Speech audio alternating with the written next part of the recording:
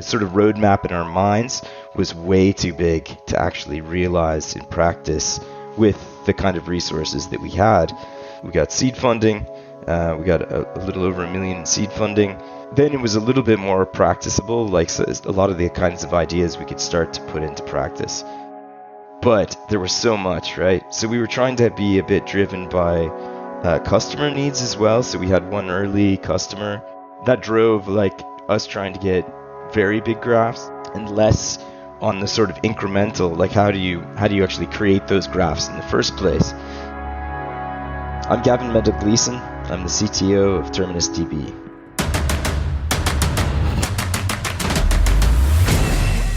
This is Code Story, the podcast bringing you interviews with tech visionaries who share in the critical moments of what it takes to change an industry and build and lead a team that has your back. I'm your host, Noah Laupart, and today how Gavin Mendel-Gleason built a world-class tool with Git-like collaboration centered around data workflows. All this and more on Code Story.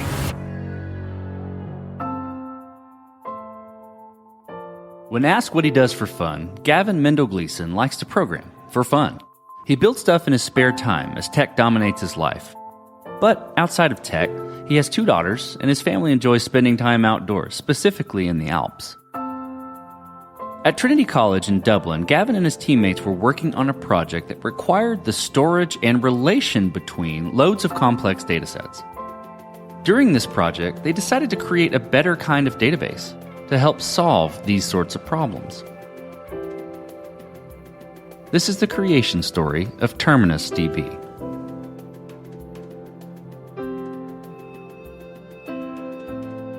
Terminus DB actually got started at Trinity College, Dublin, some number of years back. I think it's like 6 years ago now. And we were working on a project about long-scale historical research, trying to look at patterns in history and look at the pattern of civilizations, civilizational collapse, disasters, and the responses to those, and what it takes to keep a society around. So Terminus was actually just its genesis comes in us trying to figure out how to store all of the really complicated data that would have to be like time-scoped data. It would have to be geographically scoped. It had loads of different variables. All the variables had people who would vouch for them. So there'd be, you'd take it from some source. So you'd have some variables saying the human height in Britain during the late 1800s, according to, military inductions, was this high. And that we found in this source, and he used this other source. So you have this really complicated sort of chain of provenance that you need to keep around, and you have very complicated information. And that problem really sort of drove us to try to create a different kind of database that would make it easier to do these sort of large-scale data management projects. Well, tell me about the MVP for Terminus DB. Tell me about that first product you built. How long did it take you to build, and what sort of tools did you use to bring it to life? I mean, it went through a lot of iterations, actually. So the first thing we did was we were trying to figure out how to store this complicated data, and we were looking at linked data solutions, like ways of trying to use RDF and OWL to try to structure this, because it was such a complicated, interwoven sort of graph databasey type problem. My first prototype, I guess, was just in Prolog, so I just wrote a Prolog graph. And I looked around to see if I could do it that way. And Swipple, I guess there's this suite Prolog, has some really good tools for linked data. Pretty quickly, it became apparent that it wouldn't scale up very well. So once you got past like 20 million triples, then it started to fall over. So then we started trying to find out ways to get around that. And I guess then I integrated HDT, which is a headers dictionary triple library that's written in C++, with Prolog. And then I kind of started playing around with that, and that scaled really well. In fact, that could scale up to really huge graphs, like really just enormous graphs. Bigger than you could get in most other graph databases. You'd have a hard time like loading that into Neo4j database, for instance, because you would just end up swapping to disk all the time. They were using these really unusual data structures, these succinct data structures. So then that got me really interested in succinct data structures. It didn't have a lot of the features that Terminus has, and that it didn't have version control, but it started me thinking about these sorts of things, like actually, how do we do updates? And then I was thinking, okay, well, we could do updates where we actually create a new one of these, or we create intermediate layers that are also structured using these HDD-like data structures. And then, from there, it was like very obvious. Actually, that looks a bit like the way that Git does its storage, where you store snapshots of things, but we wouldn't store snapshots because with data it would be too large, but we'd store the diff between them. That sort of was the genesis of the first MVP. This episode is sponsored by Vanta. You're a startup founder. Finding product market fit is probably your number one priority. But to land bigger customers, you also need security compliance. And obtaining your SOC 2 or ISO 27001 certification can open those big doors. But they take time and energy, pulling you away from building and shipping. And that's where Vanta comes in. Vanta is the all-in-one compliance solution helping startups like yours get audit ready and build a strong security foundation quickly and painlessly. How, you ask? Vanta automates the manual security tasks that slow you down, helping you streamline your audit. And the platform connects you with trusted vCISOs to build your program, auditors to get you through audits quickly, and a marketplace for essentials like pen testing. Join over 8,000 companies, including many Y Combinator and Techstars startups who trust Vanta. Simplify compliance and get $1,000 off at vanta.com/codestory. That's vanta.com/codestory. This episode is sponsored by Kinsta. Between juggling client meetings, managing your website, and keeping up with everyday tasks, who has the time to stress out about website security? Well, with Kinsta, the technical stuff is taken care of, so you can focus on what you do best. Kinsta provides managed hosting for WordPress, offering lightning-fast load times, top-tier security, and unmatched human-only customer support. Whether you're a business owner, web developer, or running a digital agency, Kinsta makes managing your website easy and efficient. Kinsta provides enterprise-grade security, being one of the few hosting providers for WordPress with SOC 2 and other certifications, guaranteeing the highest level of security for your website. Thanks to their unlimited free expert-led migrations, Kinsta ensures a smooth transition for you from other hosting providers. Customers have reported 200% faster load times post-migration to their platform. What I find cool about Kinsta is their fast and reliable customer service and premium features that are included at no extra cost. Ready to experience Kinsta's hosting for yourself? Get your first month free when you sign up at kinsta.com today. That's KINSTA.com. From that point, from the genesis point, like you mentioned, how did you progress the product from there, and how did you mature it? And I think to wrap that in a box a little bit, I'm curious how you built your roadmap and how you decided, okay, this is the next most important thing to build or address or enhance with Terminus. It's really been a process. It hasn't been one direction. So we had a very expansive vision. So myself and Kevin Feeney, we talked about this stuff constantly and how we would like the product to look. But that sort of roadmap in our minds was way too big to actually realize in practice with the kind of resources that we had. We got seed funding. We got a little over $1 million in seed funding.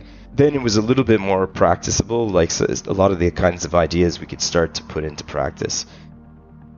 But there was so much, right? So we were trying to be a bit driven by customer needs as well. So we had one early customer. They were essentially doing a corporate intelligence application, and they had big graphs with complicated data that was time scoped, and they needed to have that kind of information so that you could traverse edges in a time-scoped way. So for instance, like you'd have a company, the company has shareholders, but the company doesn't just have shareholders, right? The company has shareholders that hold shares at a particular time window, right? So you buy shares and then at some point you might sell them. So if you want to look at control of the company is a very dynamic thing that changes over time. So you want to be able to have this sort of graph where everything's scoped by the time that it's in, and you can ask questions about time slices through that. That drove like us trying to get very big graphs and going in that direction, and less on the sort of incremental, like how do you actually create those graphs in the first place. So then subsequently we had another customer who was trying to do supply chain stuff, and their stuff was coming in very incrementally. So there wasn't like a big load process that you could do and then just do the analytics. You had to keep something that was a little bit more like a transactional database. Then, we started developing features on that basis to really make it more Git-like at that point. There was a lot of discussion, I guess, in the company. Like, all of the employees actually were involved pretty heavily in the decision-making processes around these things, about like, what are we trying to build? How are we going to bring this to life? Like, databases are big things. They're not like I've worked on quite complicated software in the past for chem informatics and stuff like that. But in a lot of ways, it's often the case that your sort of MVP has lower barrier to entry than a database. Like a database, people want it to be absolutely solid. They want it to be super fast. And the things that they have in mind have really, like, Postgres is an amazing, piece of kit. So if you're trying to compare yourself to Postgres as the sort of baseline, you really have a long way to run. It's not an easy road. So then my next question is probably even more important than normal. How did you go about building your team? And what did you look for in those people that indicated that they were the winning horses to join you and go tackle this hard problem? It is very hard to get a good team together. We have an incredible group of people, but we didn't always make the right decisions on that. And it is tricky to do. And I've learned over time, I was very heavily involved in the hiring process, and I've learned I'm not very good at hiring. So, and the bad side of this is, like they say, you have to either be good at hiring or good at firing. And that's really a disaster, right? When you have to fire people, it's not great. It's bad for morale. It's bad for everybody. And oftentimes it's the fault of it's generally the fault of the person who hires them. There's a number of things you have to go after, and they're hard to get right? So you need somebody who can do the skill set that you're looking for, and that's already hard to find, especially if you're looking for database technologists or people who are very adept at dealing with complicated modeling. Hard to come by. In addition to that, you also need somebody who loves the thing, right? So because we're an open source product, that's a little bit easier, and I think that has helped a lot. If you're an open source product, one, you can get people working with it potentially before they're employed, and two, there's a feeling of contribution that you just can't quite get unless you're open source. So like the contributions that people put into it are in some way remembered. It's in GitHub, you have put your piece out there in the world. So it's a little bit like artistry in a way, and being able to sign your art. I don't know.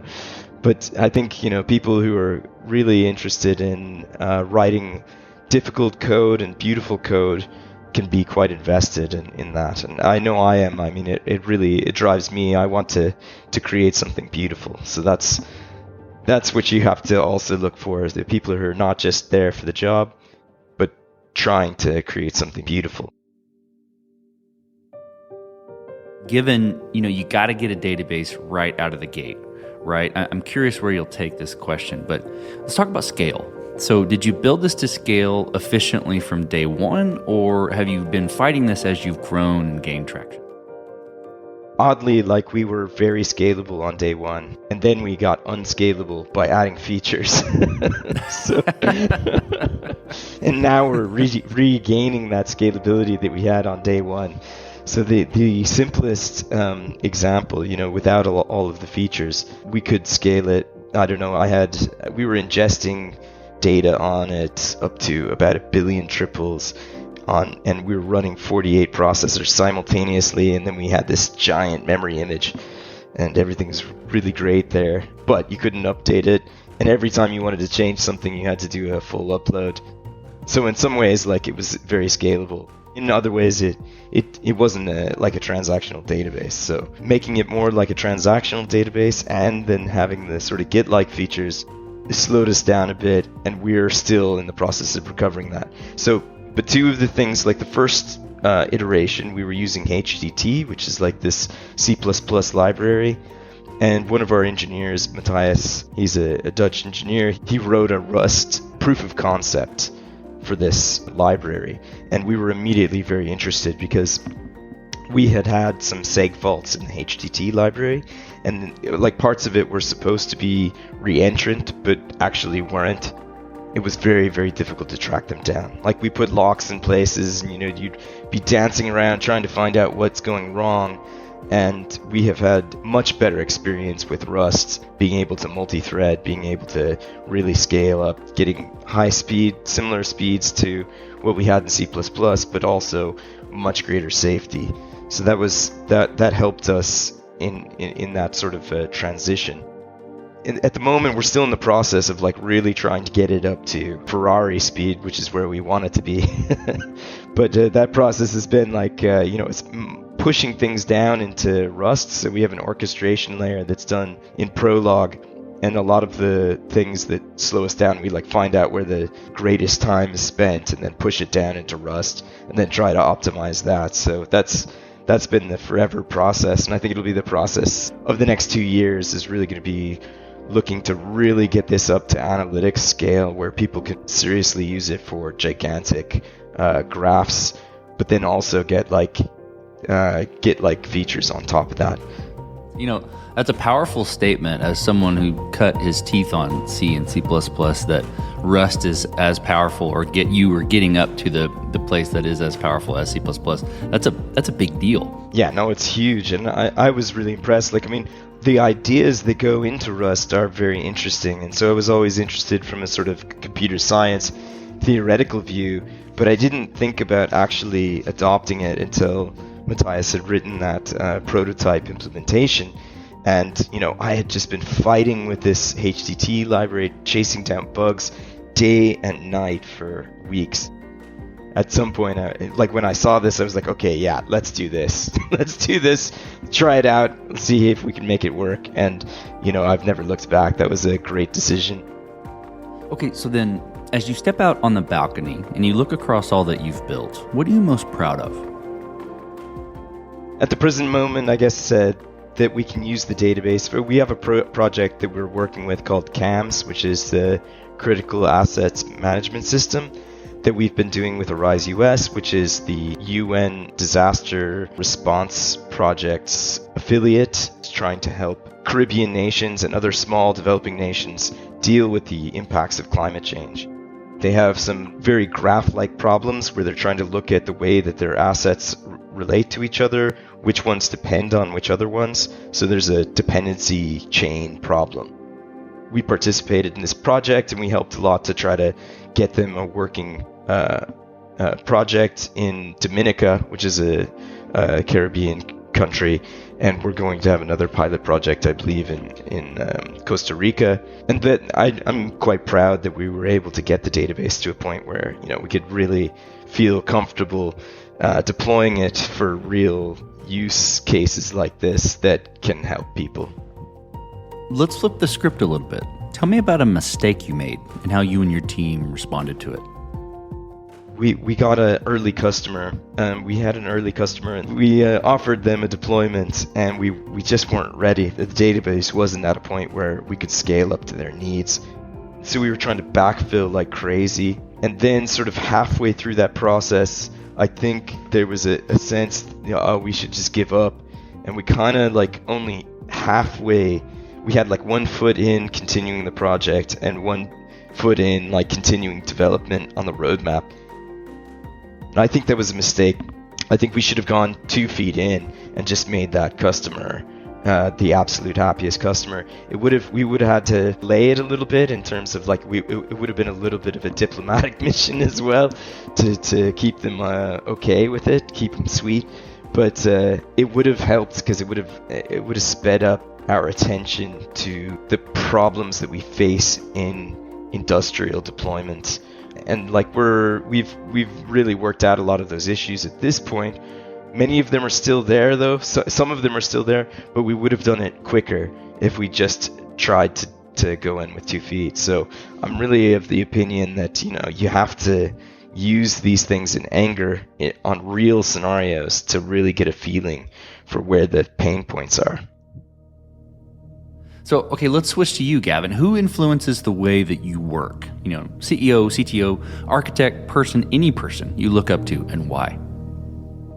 My head engineer, I guess. I look up to him a lot. Like, he's an amazing programmer. Really insightful, like a really big vision kind of guy, which is rare. So I like that. And Kevin Feeney, who was the CEO that helped found the company, I really admired his vision as well. I guess in terms of like what my influences are, like if this was if we were talking about records and like which bands I listen to, I think I'm really influenced by type theory. I like type theory a lot. And then I would say my single biggest sort of, from computer science, my single biggest influence is Saul Kripke. His ideas of Kripke structures, I think, influences how I think about databases and logic and query languages. So if anybody hasn't read Saul Kripke, like he was like 17, I think, when he published his first paper. and it was like a seminal paper in computer science, so it's well worth a read. Okay, so we talked about a mistake earlier, but a little bit different spin. If you could go back to the beginning, what would you do different? Or where would you consider taking a different approach? At some points, I would have grown slower, been a bit more careful about growth. I would have probably tried to take on capital more slowly as well, and focus on consultancies that are building the product more.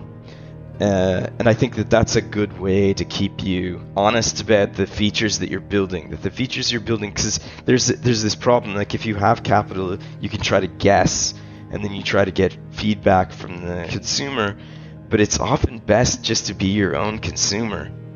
It's easier to feel where the pain points are going to be that way than if you're just like sort of guessing with your finger in the wind. I like how you said that a lot with the being your own consumer. I think there's the term like eating your own dog food, building it, yes, for this vision, yes, for the customer, but you're also building it for yourself. And that's a big, I don't know, I really like how you said that. Well, last question, Gavin. So you're getting on a plane and you're sitting next to a young entrepreneur who's built the next big thing. They're jazzed about it. They can't wait to show it off to the world. Can't wait to show it off to you right there on the plane. What advice do you give that person, having gone down this road a bit? I don't know. I mean, I could give them a lot of advice, probably about the whole process of taking on capital and how to go about it. I think it's a hard road, and it changes all the time, and at every stage it's different. So, every time you get bigger, it changes again. So I haven't done it yet. So it's this crazy situation where you're always a novice. At the same time, I don't know how to give a general advice about that, because it really depends a lot on the individual product and how the technology works, what the business plan is. Definitely, if you're going to do it, you're going to have to love the journey, because maybe I would tell them that. If you don't love the journey, there's no point, because there's going to be a lot of ups and downs. So you have to be there for the dream. I think all of those are great bits. Well, Gavin, thank you for being on the show today. Thank you for telling the creation story of Terminus. Thank you very much for having me. And this concludes another chapter of Code Story. Code Story is hosted and produced by Noah Labhart. Be sure to subscribe on Apple Podcasts, Spotify, or the podcasting app of your choice. Support the show on patreon.com/codestory for just $5 to $10 a month. And when you get a chance, leave us a review. Both things help us out tremendously. And thanks again for listening.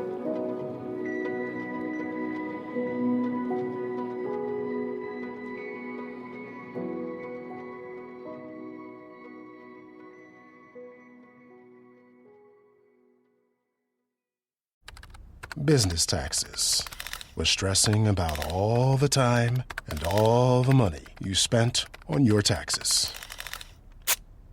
This is my bill?